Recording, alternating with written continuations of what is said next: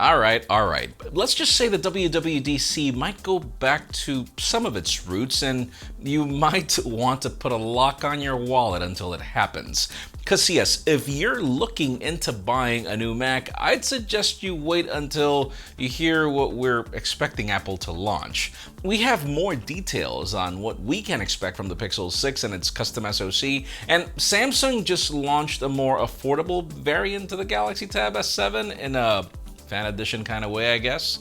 I'm Jaime Rivera, and I know it's Monday, but don't worry, hang in there. You'll survive. This is Pocketnow Daily.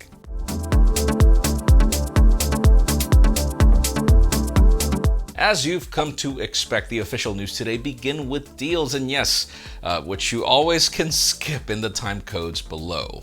Amazon is still undefeated when it comes to Apple deals. You can currently get the brand new M1 iPad for $50 off, leaving the 11-inch variant for $750 for the base model.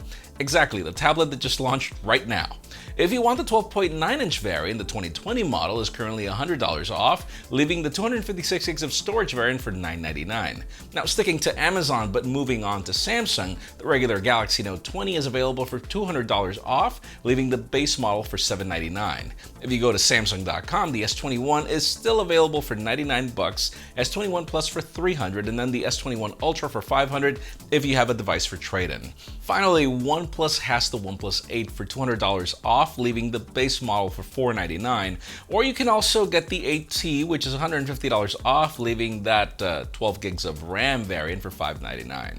We've got more deals on Sony TVs, Galaxy Z Fold 2s, and more in the description. Now, sticking to some official news, let's move the spotlight on to Samsung as, well, the company just launched a brand new tablet that had been rumored for quite some time. We just got the Galaxy Tab S7 FE, which brings a similar design to the regular Tab S7, from the metal build to the AKG speakers, and it's actually bringing Sub-6 5G support as well. Now, probably the biggest downgrade here is that its 12.4-inch LCD display is definitely no AMOLED panel, but well, if you think about it, it's not necessarily a bad thing if you're looking for color accuracy. It's powered by the Qualcomm Snapdragon 750G processor, paired with 4 gigs of RAM, meager I know, 64 gigs of expandable storage, and a 10,090 mAh battery with 45-watt fast charging support. You also get an 8-megapixel sensor at the back with a 5-megapixel selfie shooter for video calls. Of course, video calls. And it also has S Pen support. Now, at the moment, this is currently only available in Europe for 649 euros, and it comes in Mystic Silver and Mystic Black trims. Now, let's just see if the company releases more details and availability soon for other markets. I'll keep you posted.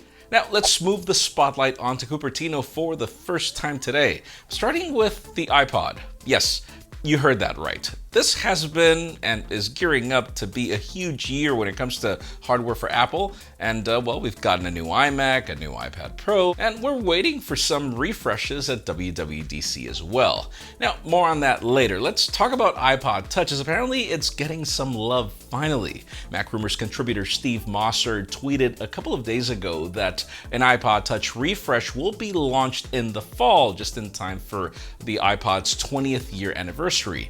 He also teamed up with a couple of sources and gave us some renders on what to expect, and you can tell that Apple is really pushing this new design strategy. I mean, flat one at least. We get flat edges like we get on the iPhone, the same single camera at the back, but the color variants are in line with the new iMacs and the iPad Air. At the front, we get slim bezels, but there's no home button, and for Touch ID or Face ID sensors, I mean, it could just be that we're getting Touch ID in the power button or an under-display fingerprint scanner, which would not make sense for an iPod, or I don't know, we can hope. Of course, we haven't heard anything from other sources, so let's take this for now with a grain of salt, but I wonder if this iPod Touch refresh also has something to do with Apple Music lossless, since this is an iPod, and we still kind of don't have units that actually support that thing. And that one supposedly ships with a headphone jack. We'll see.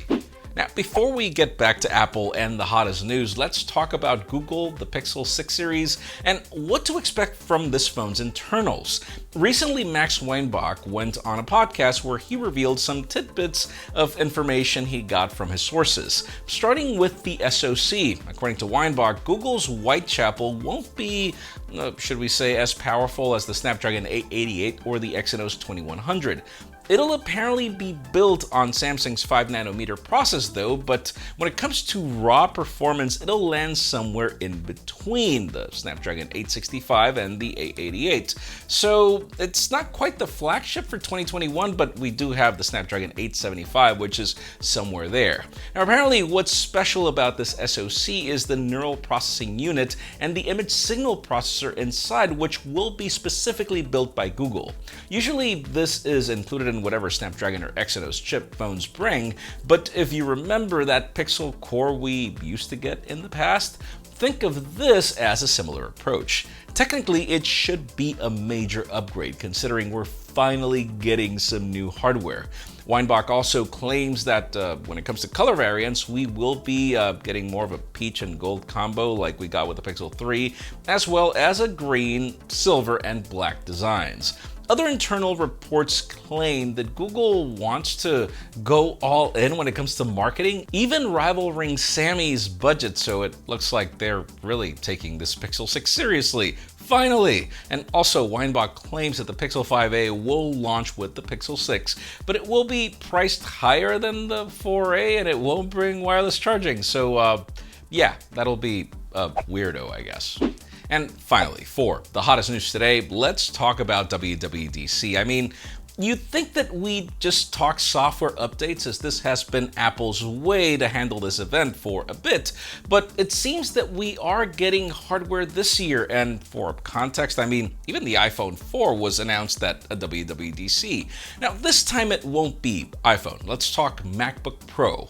Last week, we had a report from Luke Mayani that mentioned that we could be getting a 14-inch MacBook Pro at WWDC, and now we have some more confirmation and teasers to match.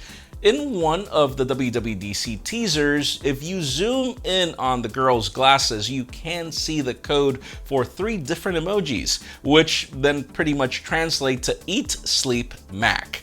These are then said to be true a few lines of code later, so this could be a pretty subtle teaser from Apple saying that we will be getting new Mac hardware at WWDC, but it might just be that Mac OS is getting a major upgrade as well. Like, who knows? However, a bit later, Apple Track picked this story up and then Jon Prosser, quote, tweeted it, saying that he can confirm that MacBook Pros are coming, or that a MacBook Pro is coming.